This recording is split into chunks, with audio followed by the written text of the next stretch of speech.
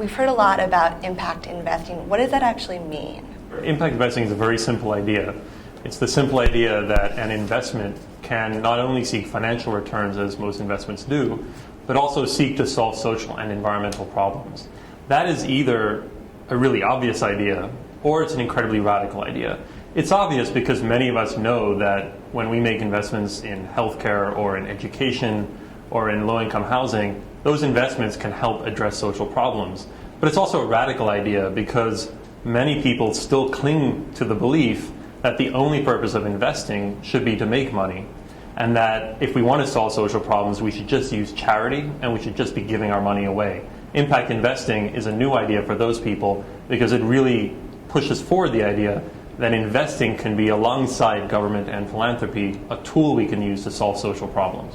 We're talking about companies that actually, through their goods and services, are providing some sort of social good. It's not this old model of we make a lot of money, we give a little bit to good causes, and we tell the world about that because that makes us look good. It's something different than that. Right. So it's that and more. It's basically saying that we shouldn't be limited to grants as the key tool that we use, but rather one of a number of tools that could include below market rate loans, investments into higher risk areas that a traditional market rate investor might not explore, and a whole host of areas of engagement with organizations that are nonprofit or for-profit, but are really about impact. Unlike a company like Ben & Jerry's that might produce a product and then use some of those profits to support communities, impact investors are looking at companies that are, through the company itself and the products that they sell and the customers they sell to, are addressing social problems. So for instance, it's investors who are lending to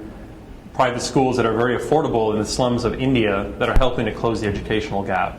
Or it's investors who are giving loans to farmers in rural Africa who take those loans and allow them to participate in much more lucrative international export opportunities versus local opportunities. In the space of impact investing and social entrepreneurship and all the areas that you've come across, what is actually working right now, and what should we all be a little bit skeptical of?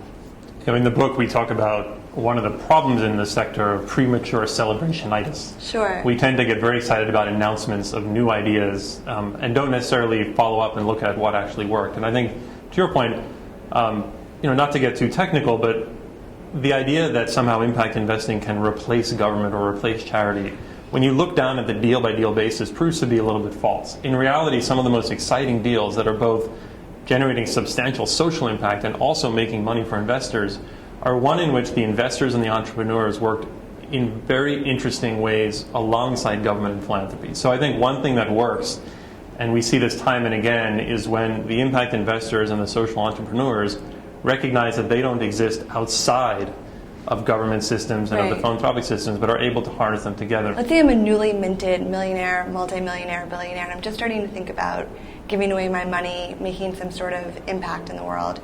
What would you say to me? I don't want to just write a check to some organization. I want to use the same business principles that I use to accumulate my wealth to create some kind of an impact.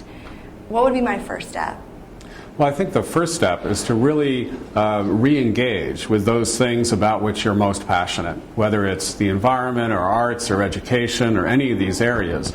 And then to understand, as you're thinking about what to do in that area, that the tools that you have available to advance the interests of that theme, if you will, really go well beyond what you could do on a charitable basis. And so maybe your first step would be to do as Bill Gates did and simply spend a year or two learning about what the real critical issues are in that space, what the current practices are, and to do that through the lens of impact, and to be looking for what are those opportunities where you could perhaps leverage more of a free enterprise market orientation to the solution in addition to what you may decide to do on a charitable basis.